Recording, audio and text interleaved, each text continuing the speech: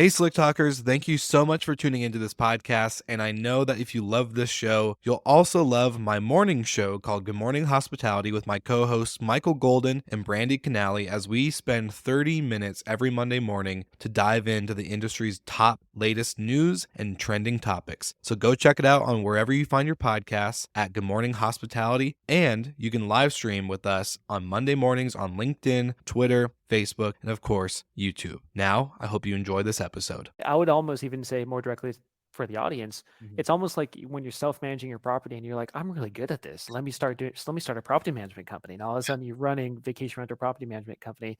But at that point, it's you can't just do everything yourself. You have to systemize it. Yeah. And then one step above that, not managing other people's property, but selling them the system for them to be their own property management company. So it's different layers of it. But you're totally right. It's a different challenge. And I feel like in terms of the market, it's at least for me, like I love being able to help people and say, hey, like this is what I did. If it's a good fit for you and what you want out of life, you could just copy what I did. And Yeah. it's just a really cool feeling for me. And I agree with you. I think it's such a ripe time in the economy. People are looking for a career change. Vacation rental has, in my opinion, never been hotter, and it's not going to stop.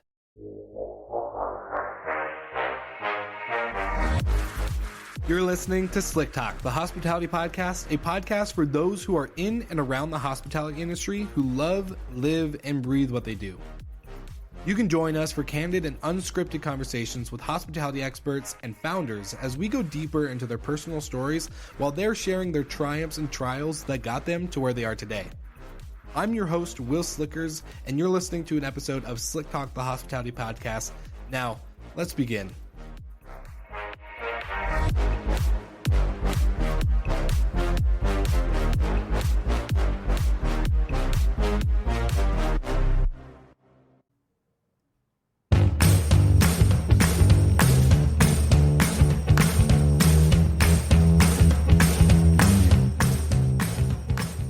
What's up, all my Slick Talkers? This episode is brought to you by my friends at Hostfully.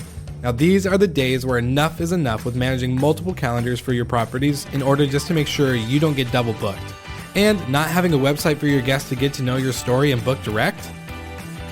You can stop stressing, at least a little bit, and check out my friends at Hostfully.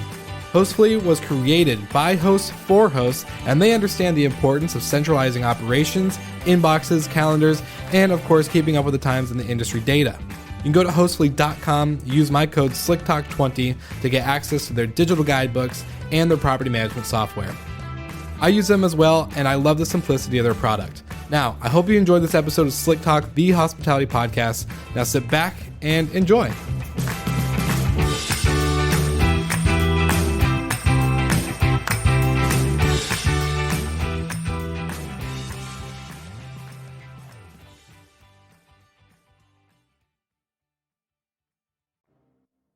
All right, everybody, welcome back to another episode of Slick Talk, the hospitality podcast. I'm super excited because I have the founder of MaidThis, Neel. My man, how are you doing today? And I saw you bobbing your head behind the scenes. It's good to see your face today. How are you doing today? I'm doing very good. And I didn't realize you could see me. I was digging the intro music though. I'm like, oh, this is awesome. Like I'm pumped to be here. No, That's that's what great. that's good feedback. I'm excited for that. The intro, it makes me feel like it's a Friday night and we're about to go out, but Exactly. it's a Tuesday Exactly. afternoon, and nothing's open right now. So End of your holidays. But yeah, excited to be here, man. Thanks for having me. of course, Neel, of course. Well, my man, so we got connected through another kind of podcast professional out in the world, not particularly for hospitality, but when I was telling him about Hospitality FM and Slick Talk and everything that we're doing, he was like, "Hey, you got to meet Neel. He's the founder of MaidThis, which is a cleaning company made for vacation rental hosts and managers." And so, hearing that automatically as a vacation rental manager myself, I got excited. And so, glad we had our intro and our pre-chat. But for the audience that's listening today, you want to jump into kind of how you got into vacation rentals and hospitality as a whole before even starting your company, and then kind of leading us the moments of the creation of the brand and what you've created today. Yeah, definitely. So, just to start off with, MaidThis is the first and only vacation rental cleaning franchise which exists in the U.S. So, cleaning franchise focus a lot on vacation rentals, but also residential homes. So that's what we are right now. So I started out, Will, in 2013. Actually, I was working in private equity. I was working in finance. kind of corporate monkey, right? I was like in a cubicle doing Excel models all day and just figuring out how to escape the rat race.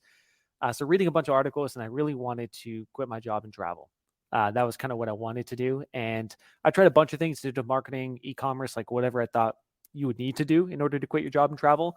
Finally came across a post of a guy on Reddit, actually, and he started a cleaning company and he posted all the steps for it. So I thought, this is one of the many things I'm trying. Let me give it a shot. And it started working. And this was like 2013, 2014, when, people like early days of Airbnb, people are house hacking, you sign a lease, you sublease it, and you keep doing that. Like, you can't do that as much anymore, but early days of Airbnb, right? Yeah. So people would call me and say, "Hey, can you guys do vacation rental turnovers?" And I was like, I don't know what this is. No. Then after like the fourth call, I was like, all right, let me look into this. Yeah. You realize like, oh wow, like there's way higher volume here. It's B2B. There's no people in the units. It's a lot easier for the cleaners. Like, it's actually a fantastic little niche, which no one's tackling. And well, I'm sure you know this, but like cleaning companies, local service companies, super old school, right? Like, no technology. You have to text them whenever you want stuff. Like, it's terrible. So one reason why MaidThis kind of worked in general, not just for vacation rentals versus anything else I was trying, is just that the competition wasn't that good, right? Compared to like what we were doing. We had like online booking, automations, text reminders, like just reliability, just basic stuff that any millennial expects. Yeah. That we were doing it, right? Because I thought that was normal. And then realizing, oh, that's actually not normal. So that's kind of how we started and got going. Around 2015 is when I quit my job, took this full time. And about a year ago is when we just started the franchise model, which is a fully remote franchise model. So I traveled for about 5 years while building MaidThis, and now I'm back in Los Angeles. Wow. Yeah. So Okay, dropped a lot on you there, Will. No, there's a lot to dive into. Yeah. I did though. This is good.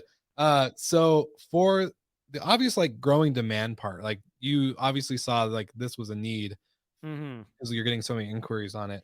But my first question is, were you the cleaner right out the gate? Were you cleaning these homes by yourself, or did you go full on staff and say, I need help doing this stuff? Yeah, I think there's two types of people who start cleaning companies. One's the person who's really clean and does it themselves. And the other one starts a company because they're completely not clean, so they can't do it themselves. I'm the second for sure.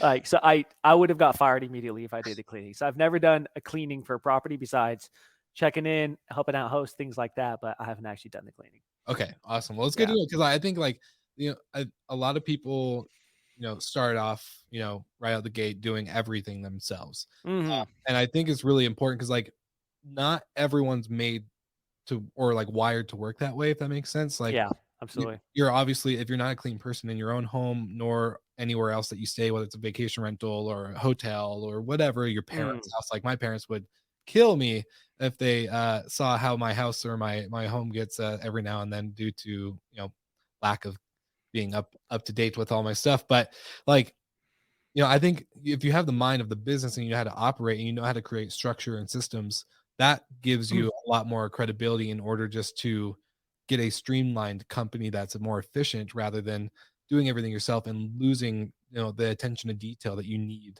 normally for Yeah. an operation. 100%. And well, to be honest, I wish I could say it's because I had that insight when I was starting it off. But the reality is, I was just working in corporate, and there's no way I could have cleaned myself. For sure. But like I would assume if someone said, "Hey, you have to start it off by doing cleaning," I would have done it. I didn't even know. Sometimes ignorance is the best thing, right? You just don't know how these things work, so you end up just figuring out a different way around it, and it worked out in my favor. So for sure. Yeah. One of my favorite stories from guests on the show is their 2-week notice story. How did that go? How did that feel for you when you were, leaving your corporate job? So I haven't asked my bosses about this, but like I wonder if they knew, or at least know now, that I was kind of building MaidThis along while working over there. Because like at the beginning, I didn't know what I was doing, right? So cleaners would want to get paid. I'd say, "Hey, just pull up outside of my office." I'd go to the ATM, grab cash, give it to them, and everyone in the corporate building, which is right behind me, could see me handing cash to people in cars every day. And everyone's like, "You're a drug dealer for sure." Like, absolutely. So I wonder if they knew something was already happening, so they kind of expected it. So when I gave my couple weeks notice, my boss, like, he wasn't really surprised. And I think like they were awesome, to be honest. They said, "Hey," the whole time they're like, "Hey, you don't really seem like a finance dude anyways. Like, it's fine. You want to go travel, do your own thing. That's totally cool." So it wasn't they made it very easy for me, and they were just awesome people to work for. So I got kind of lucky, I think. Yeah, totally. And I don't share mine very often, but my bosses knew, when I was Oh, a yeah? manager, that they're like, "Hey, we know you have a podcast, but you seem to be you know, going that direction of quitting." And I was like, I no, still need the job for I 3 more months. love my salary and I love my job here. I love Yeah. working 70 hours a week. But no, it definitely, like, good bosses like that. I think when they can tell, they feed into that. And Mm. that was nice for me. It was like, they're like, "Hey, like, we're just going to train you to give you the best knowledge. So when you leave that, we can at least say, you know, we helped that, progress Oh, that." that's cool. So That's awesome. that's cool that you kind of got the similar thing. Yeah. Uh, so going tech focused, so you realized you had to automate a lot of stuff. Can you tell me what the back end of Made This looks like when it comes to an operator versus your cleaning teams?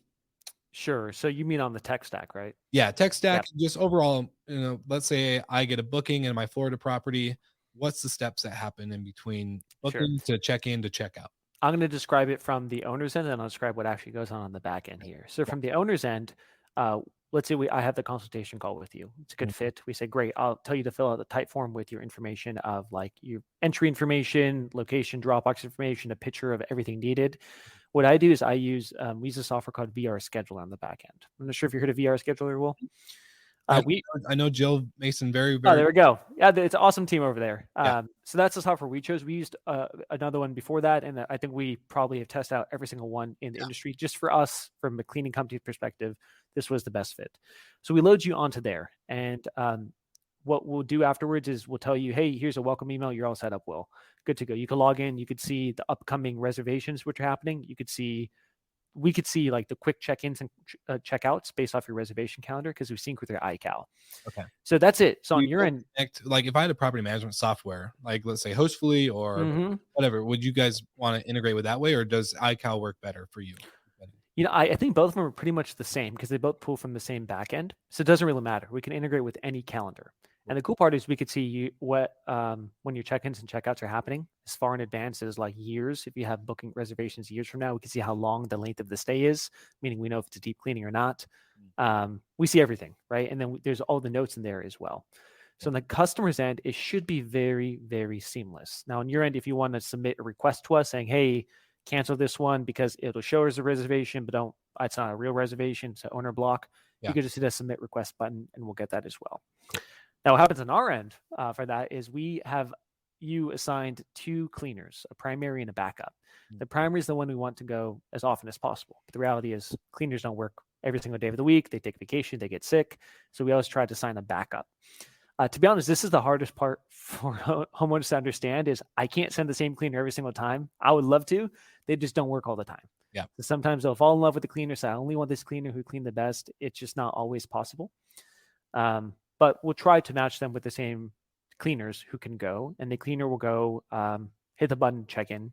The clock starts. The owner can see that. The cleaner will fill out the checklist, which the owner specifies. At the end of it, they get a report with the completed checklist.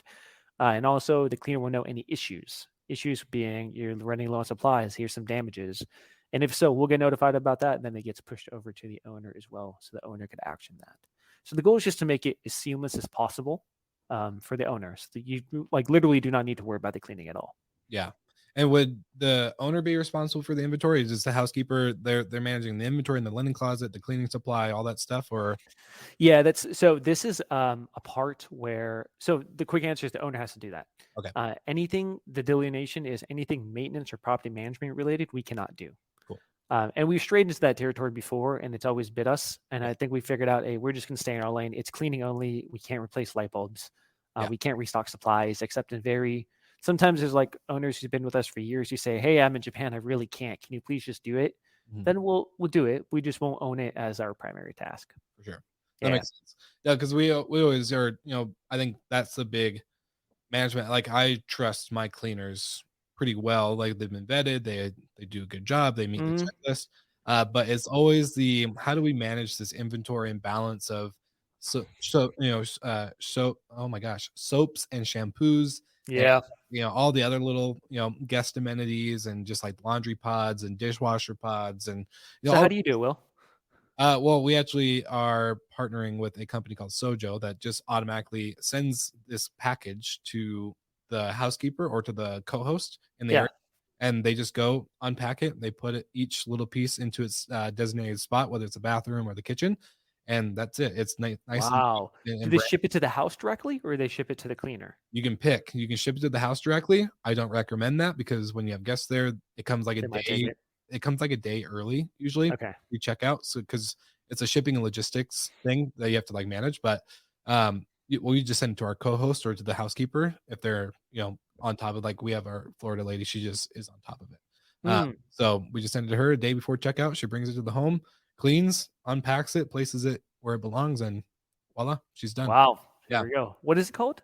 Sojo. So, not to plug them too early, but getsojo.com. It's a great company. We've gotten to know the team very well, so they're pretty Yeah. cool. Cool.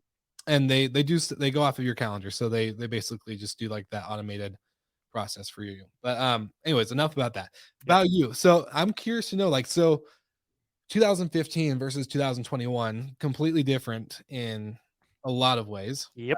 Obviously, COVID, one, but two, I think we've seen a big, huge shift in payouts and pricing and how, like, these types of operation expenses are costing either the owner or the manager. Um, how are you guys staying competitive in this market? What's been your secret sauce in order to grow and to stay on top of these pricing jumps that we're all seeing inside different markets and different industries and all the above? Yeah, absolutely. And to be honest, I'm not too sure what's going on with the price increases of like a reservation. And has that also gone up drastically, Will? Yeah, Yeah. 100%, yeah. Yeah.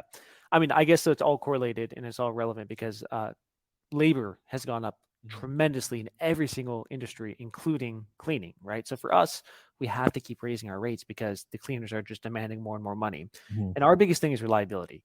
I mhm. never want to call a host and say, I don't have a cleaner for you. I'd Yeah, rather just not sign up the host at all. It's better not to. So I guess how we've stayed competitive is picking the right host to work with who we know we could actually fulfill. For cool. example, there might be some hosts who say, hey, I do 2 day stays and every single time there's a same day checkout. Mm, I love that volume, but the reality is I don't ever want to not execute on that, and that's a thin margin of error. mhm. So we'll say no to hosts like that. And we also price in a way where it's higher price than if you just got a normal cleaner off the shelf. Yeah, For the reasons because you have a team managing, right? You have a team checking your calendar. We have all the software. You don't need to worry about whether you have a cleaner showing up or not because there's always backup. So we're priced in a higher way, mhm. meaning it's not really for everyone. At least for us, what's worked out nicely is that because it's higher volume, you don't need that many hosts to make a big difference or make a good chunk of change. 100%. So I guess we've stayed competitive just by picking the right hosts, ensuring that the hosts we do on board we actually can service. Mhm. And yeah, we have to raise prices, and we're continually having to raise prices. But there's been hosts who's been with us for a long, long time, and I feel like I feel bad. Like I'd still give them great sweetheart rates, but it's Yeah, just like, hey, I can't do the studio for this price anymore. yeah, That's just the way the world is now. 100%. Well, I'm just like, I'm going into the whole, I don't know, because like everything is changing a lot, and so I think when it comes to pricing, like for you guys on the labor side, are you seeing a big, like, are you, I don't know how to like phrase this question, but I guess when you're picking, are you having a lot of hosts that put in like a 24-hour buffer? Like I know in the beginning that was kind of the big thing with Airbnb, Yep. like, hey, put in a 24-hour buffer between guests, da da da da da. I know that we've made that a strategy for at least new properties that we sign. It's like, hey, their go live date is X, Y, and Z. So we're going to turn on the calendar then. But for the first month, 2 months, whatever, we have a 24-hour buffer in between checkout and check in. Hmm. Our cleaner definitely has like that availability and flexibility to be like, hey, I can't make it right at the time of checkout, but I can make it that next day and we can get it turned over for the next guest. Are you guys seeing a lot of strategies like that? I will happily sign up that host. Okay. Happily sign up that host. And so I will also say things have changed, right? We had a labor crunch in the middle of 2021, Mhm. tough for everyone. We Yeah. could not do same day check ins at that point. I feel like that's eased up quite a bit recently. So we are getting new cleaners, more cleaners. So we've actually eased up that requirement. So now we just say, hey, on Sundays, when most cleaners are off for religious days, that's one day we can allow same day check ins. But other days, fine. That's okay. As Cool. long as it's not constant volume. But if there's a host, and we always recommend this, Neos, if you have a buffer Mhm. like guaranteed you'll be good. And I know for hosts it's painful because they're like, hey, I might be losing a day of reservations. Yeah. But the reality is your life will be easier, at least from a cleaner's perspective, because the hardest part is if a cleaner can't go and you have a same day check-in, that's so much stress, right? Not just for the cleaning company, but for the host to actually get that done. So if you just want to keep things smooth, having that 1 day buffer eases up a lot. And it doesn't have to be like, let's say checkout's Tuesday. That doesn't mean, you have to wait till Thursday, Yeah. but at least wait till Wednesday at 3 p.m. or Wednesday at 11 a.m. Mhm. So, a buffer right there. And that's enough to be able to like combat any things which pop up, because the reality is cleaners are in such high demand right now Yeah. that a cleaner will easily call out and you can't find someone else. That's just 100%. the reality of how it is. So I think it's a sharp move from a business perspective too. Like it's going to Yeah. pay dividends in the long run with good reviews, ease of operations. So No, yeah, I 100%. agree. And we've taken it off before. We have a property up in the mountains, and so with, ski type properties, you Mhm. kinda can't afford to have a non-booked weekend, and so the way our calendar was one time, it was, like, left one weekend open in December because of that rule. It was, like, Mm. a weird in between for guests, and unfortunately, but fortunately, alls we had to do is call our housekeeper, who's been such a loyalist, that I was just like, "Hey, are you cool if I take off this rule for a bit?" We let the calendar fill up, and like it's only for this couple months of bookings that we'll have back to backs and all this other stuff. And she goes, "Yep, open it, and I'll make sure it's done." And then she, that open communication I think was really crucial. If I just did it and then she was like, "Hey, why am I seeing all these back to back reservations? I am on vacation or whatever." Uh, Yeah. yeah, and then of course we make the no check in, no check out policy for Christmas and New Year's and all this other stuff. So that way, guests are staying through those holidays to give, of course, staff time off and all that. Yep. Um, I'm curious for you though. Uh, no, I'm just thinking of where are your guys' properties and destinations located throughout the country? I know you went into this franchise model, which I want to talk to you a little bit about too. But where are you guys centrally located? Do you have an office anywhere? What's your main market? Anything like that? Yeah. So we started in Los Angeles, where I started the company. Okay. So we cover all of greater Los Angeles. We also cover the Bay Area, San Francisco, Oakland, San Jose. So those would be kind of corporate locations. We also cover all of Denver. So that's a franchise location, and all of Myrtle Beach, South Carolina, which is another franchise location. So we launched the franchises about a year ago. So 2 locations now, and looking to onboard a few more in the next year. Awesome. So how's that going? So walk me through what was the pandemic the spark for the idea of franchising? Did you ever think you were going to franchise?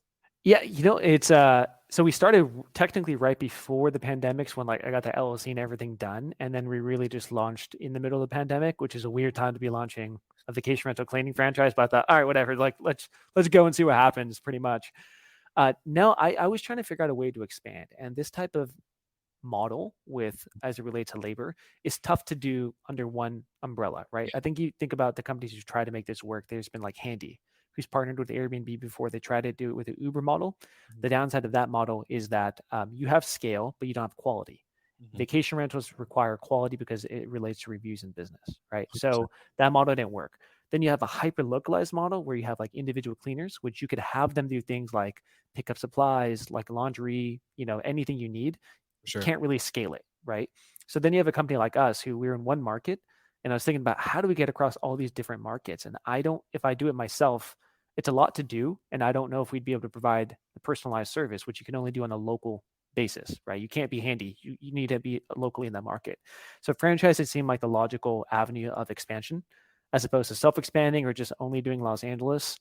So that's how I decided on the franchise model. And to be honest, I was battling it because like I don't know if you felt this way, Will, but like franchising's like what my parents did. That's like the previous generation. Like, we don't franchise. Yeah. So it took me a while to grapple with that, and I realized part of it is actually really good because our competitors in the franchise are like Molly Maids, Mary Maids, like Mhm. these Mhm. companies from the 1970s, and we're kind of the new kids on the block, like the franchise for millennials, like work from anywhere you want, fully remote, using like tech to make life easier for everyone.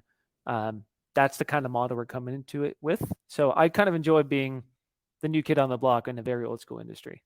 For sure. And I'm based out in Denver too, so I need to find your Oh, guys. there we go. If we expand out here, guess what? Guess who's getting hired? You Yeah. guys. Um, No, that's super cool. And I'm just kind of curious from a founder to founder perspective, what's been the most challenging part that you guys, or that you personally have overcome? Was it battling with that franchise decision, or is it just, was it battling with giving up your day job to give into this, entrepreneurial lifestyle where, income isn't always guaranteed. It's sometimes you have to invest more than you make and whatever that may be. Was there a certain like pivotal, man, I can't speak today. I think I'm End of year, it's cool. yeah, pivotal moment for you as a founder with this company?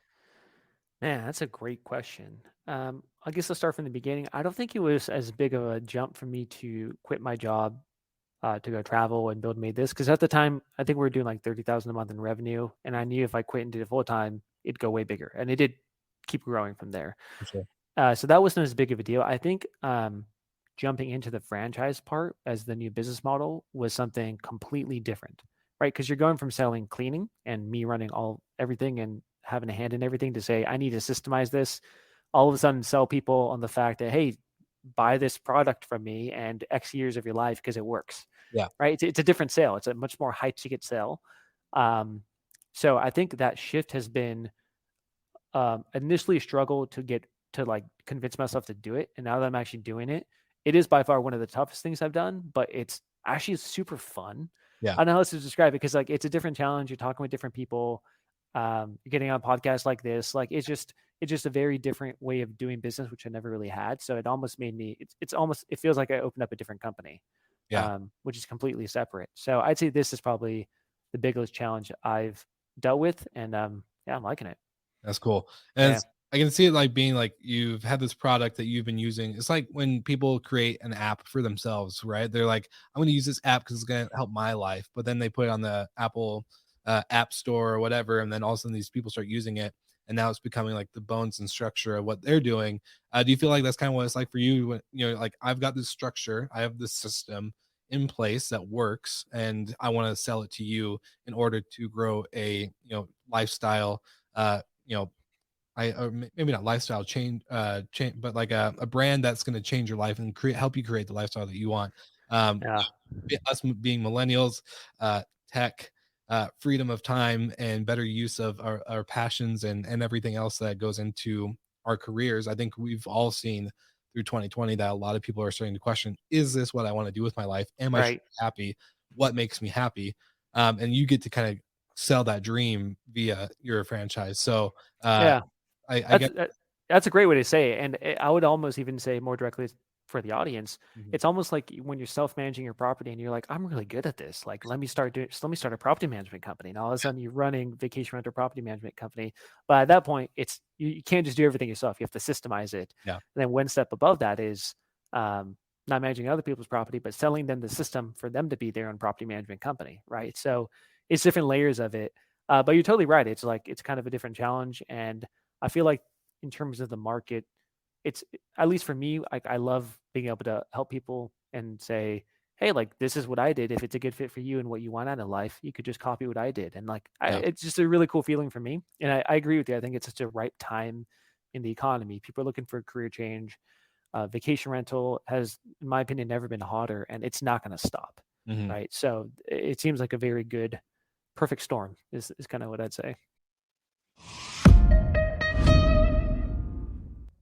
Hey, Emmanuel, what are you doing in this episode? Did I forget a meeting? Hey, Will. No, we don't have a meeting, but I love tuning into the recording, so I figured I'd hop in. Oh, awesome. Well, hey, since I got you here, do you mind sharing some stuff about Jetstream? Ever since our episode on Slick Talk, we get tons of questions about you and, of course, Jetstream. Of course. I'd love to share. Anything specific? Well, I keep getting asked, what's the difference between Jetstream and any other service or tech in the vacation rental industry? My simple answer is that Jetstream isn't just the tech you need, but it's the people too. Am I close? The short answer is yes. You see, maybe you're a short-term rental operator or a realtor or an investor. If you have an interest in short-term rentals and hospitality, you're looking for the most efficient way to either enter the industry or streamline your operations. You've got two options. Option one, the hard one. You find a PMS, hire staff, learn the tools, figure out OTA distribution, train yourself, train your teams, price your product, deal with customers, and you do everything yourself. Option two, partner with Jetstream. Jetstream is a complete solution that maximizes your revenue in the short-term rental industry without increasing your fixed costs. Jetstream handles everything.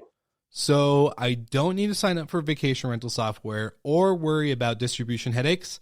And what about branding? What if operators love their brand and name?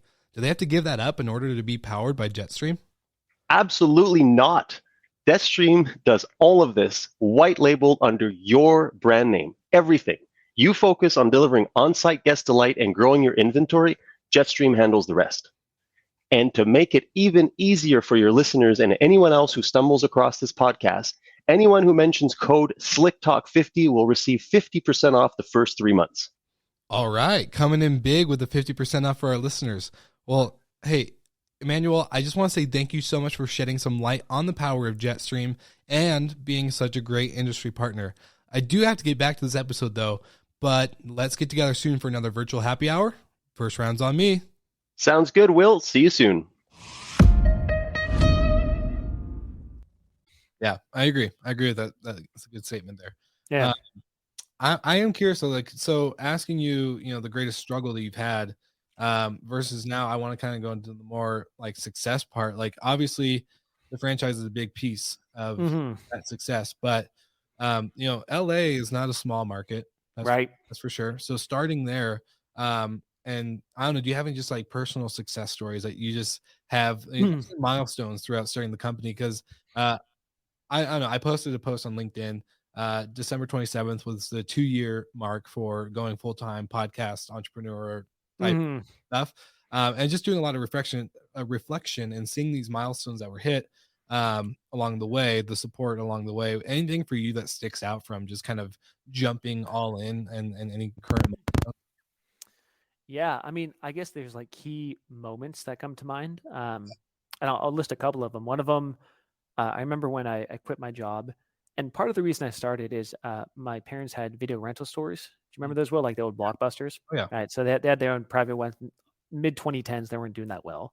So I wanted to start a company where my mom at least could work from the company while at home. So that's where MaidThis started, and that's part of why I was remote. So I remember I quit, and this one time my mother and I were walking on the beach right after we started, and I got a call. It was from like a customer who needed a cleaning. I picked it up, closed the sale on the beach, and then coordinated with the cleaner. Done. And it was like $200 for the cleaning. Cleaner got half of that, whatever. Yeah. And I was like, wow, I'm walking on the beach and I just made $100 from like doing nothing. Like, this is incredible. Yeah. I can't believe this is how business works. That was just like a moment, like a light bulb moment. I'm like, wow, I could do this from anywhere. And that's when I started traveling, and I traveled for 5 years while just building it remotely. And every time I traveled and I made a sale, I was always like, this is so cool. You can kind of do it from anywhere. Yeah. I'd say that moment was like very key in me just like realizing the power of business, the power of being remote, and how just technology has enabled us to do a lot of these things. Another cool part where I felt like, oh, I made it was, so my operations team is across a few different countries. So I visited my team in South Africa. Oh, wow. It's actually a group of Jehovah's Witnesses in the mountains in South Africa. So I went there and I stayed for like a month, and I stayed with them. I went to like their Kingdom Hall meetings and like everything. And they took me out to go visit everyone in the town. And it was just like a kind of like, wow, I can't believe like I employ a group over here in the middle of Africa, and they welcomed me into their home, and we're just kind of like a family now. It was just kind of like an awakening moment of like, oh, this is real. Like, this isn't just some weird online thing we're doing. Like, I'm meeting real people on the other side of the world that I never would have met in my life if it wasn't for MaidThis. So that was another really, really cool feeling. That's super cool. Like I honestly just got goosebumps. So that's actually pretty sweet, because it is true. Like I don't know about you and like your parents. My parents are well in their 60s, and they're probably going to be watching this when this is streaming. So sorry, mom and dad, to call you out, but they just, it's just different, right? Like they don't get that we are behind a keyboard talking to one, if not hundreds of people a day, a week, or whatever time frame you want to give it, throughout the whole world, not just our neighborhood or our city. Like I'm talking to people, like you said, South Africa, Germany, Spain, all over the place, Florida, you got all over the States, and Canada a lot, particularly for me, but they just don't get that. And like, so for you with your parents, what's that relationship been like, getting to show them that you've built this company that's on a global level, telling them the stories of meeting your team in South Africa. Like, what's that response from them? Man, great question. I'm curious what it is like for you as well. So my background, I'm Indian, right? So I don't know if you know many Indians will, but like at least first generation Indians, our parents are like, you're going to be a doctor, an engineer, or a lawyer. Like that's what you do, right?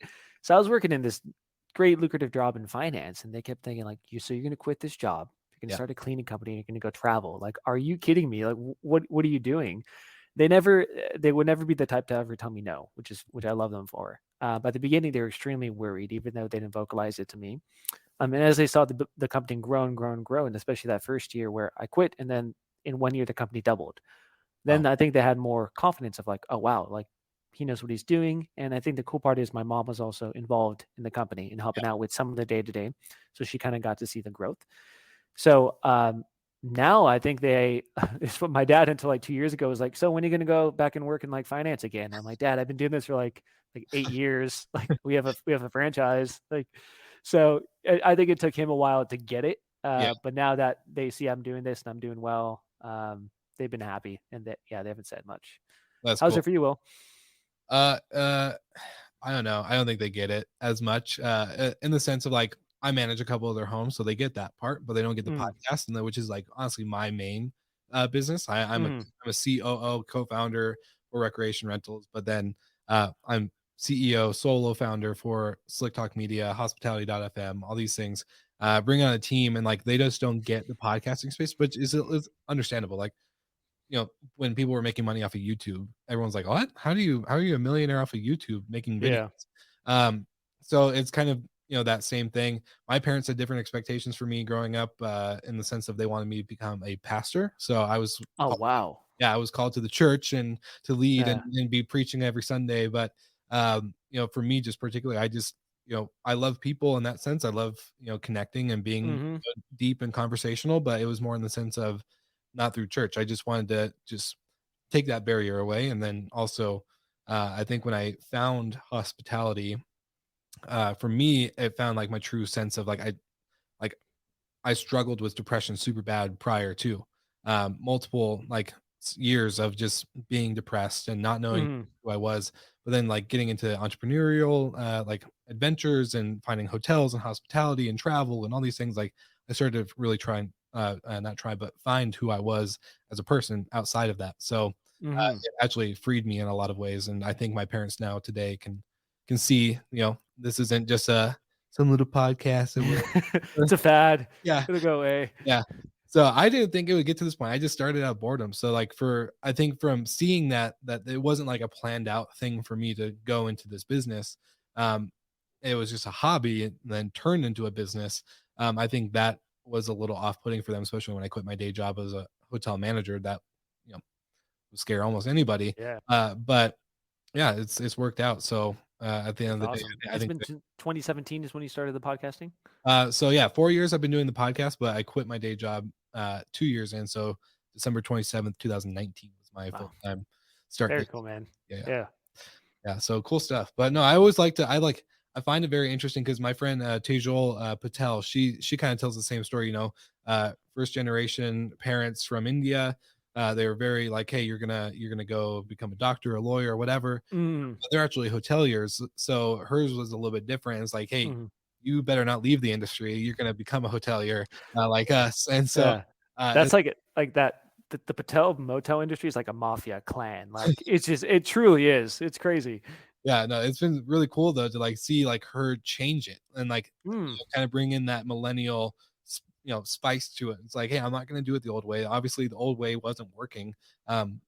Because times are changing, right? We yep. have more tech, we have more software, we have everything. So it's just it's been really cool to see see her take on that role of leadership and changing the overall dynamic for Yeah.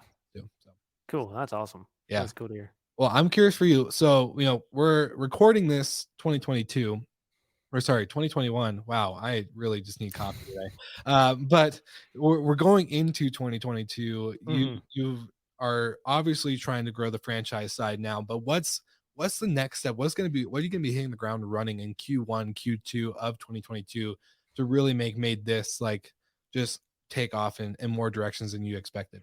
Yeah. So I spent like the last couple weeks kind of solidifying that plan. It's actually one of my favorite times. Maybe I'm just like a really nerdy planner, but it just makes me pumped, right? Like, I'm Yeah. gonna do this you get on paper. So next year, for me personally with the franchise, I want to award about 5 new franchise locations in the US. It's not crazy growth, but my goal is just like I want to work with people who I would want to get a beer with, right? Yeah. That's my goal is like you have to be smart, motivated, understand the niche, but also more importantly, we have to get along because it's gonna be a long-term relationship. So finding 5 people in the year to really work with, to really cater, to really take care of, that's number one goal for MaidThis franchise. And for my corporate locations, I'm mostly out of the day-to-day, but I actually want to see it grow completely without me. Mhm. So my job now is shifted towards hiring the right people, putting them in the right place, ensuring I could provide like any leadership, management, accountability as much as possible, and have us grow, let's say 30%, with a lot less involvement from me. So that's kind of like if I can nail those 2 goals on the business end, I'm feeling good. Yeah. Well, those are great goals, and I think that's gonna like I find that as like the evolution of a entrepreneur and a business owner, right? Like they're loving the hustle, the day to day, the go like scalability, the growth, all this fun stuff, the structure, the systems. Hmm. Then there's like let's call it phase 3, right? Where you're like at that point of, all right, shoot, I built this like empire that is self-sustaining. It's Hmm. profitable. It's growing every year without me even doing anything other than attending a couple meetings. I can Yep. happily go to the beach in Mexico and drink martinis or margaritas or whatever you want to do. Um, that's like a whole new phase of like entrepreneurship before either an exit or a sale. And I think like I don't know, it's just a very different mindset. And I find like you get into the more fun stuff when it comes to like leadership, like maybe let's say the 10 hours a week or the 5 hours a week that you're working are solely focused on investment into your team and Yep. into all the fun stuff, developing those leadership skills.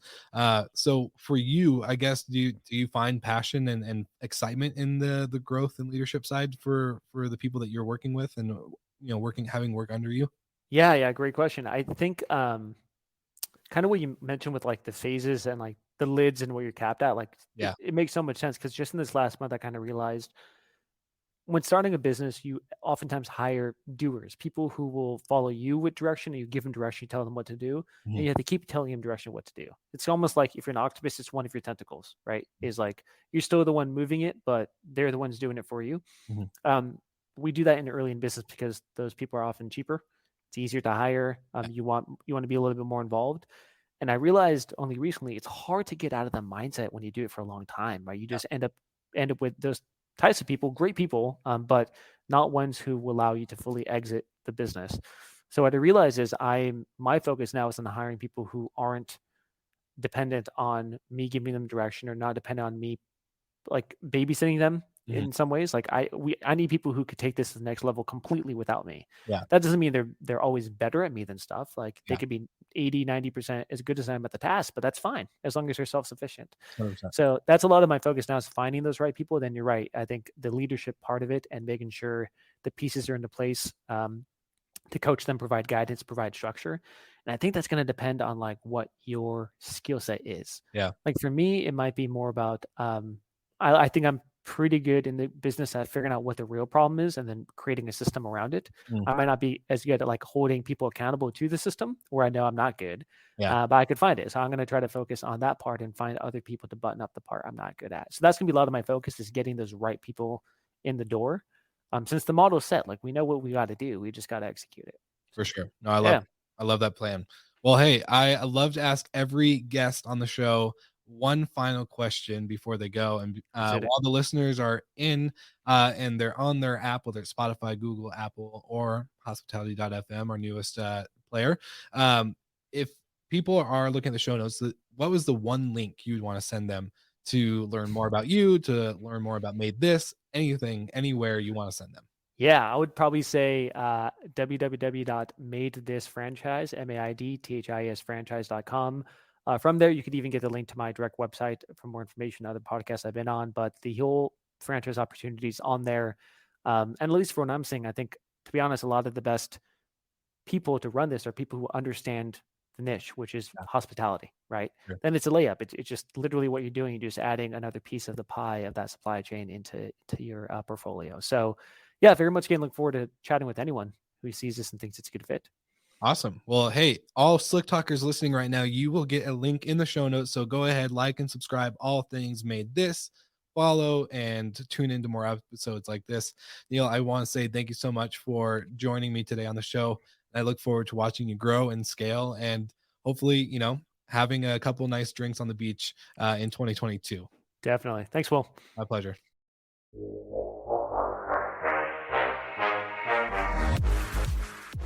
Thank you so much for listening, and thank you to our show partners for making Slick Talk, the hospitality podcast, possible. We hope you enjoyed the show, and we would love to connect with you outside of the podcast. So you can follow us on all of our social media channels for daily hospitality content, or find us on slicktalkthepodcast.com. And don't forget to rate, review, and subscribe so you never miss an episode. I'm your host, Will Slickers, and we will see you guys all again next week.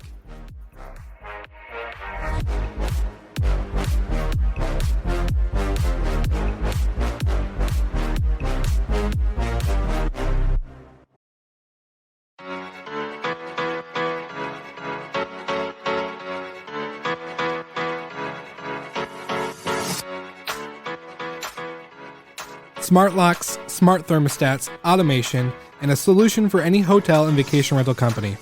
Our show partners at Operto are the leading solution for operators to enhance their operations by integrating with your property management software and making sure that all your smart devices create a contactless guest experience while streamlining your operations. So don't forget to check them out on their website, send me a message, or just let them know that Will sent you and you are in good hands. So get ready to enjoy another episode of Slick Talk, the Hospitality Podcast, and check out operto.com or go to the podcast website and see our partners page.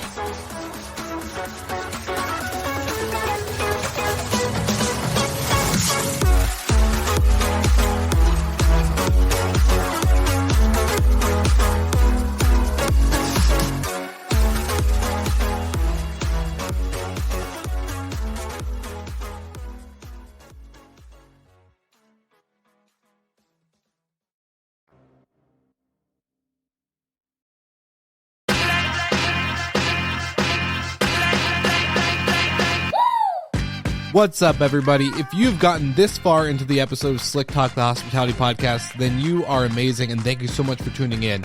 We want to send you two places really quickly. If you can, check out the show notes and click the hospitality.fm link. Check out all of our other shows on the podcast network. And don't forget, if you have someone that you want to hear on the podcast, then fill out the guest fill out form so that way we can get them on the show. Thank you so much for tuning in, and I hope you enjoy another episode of Slick Talk, the Hospitality Podcast.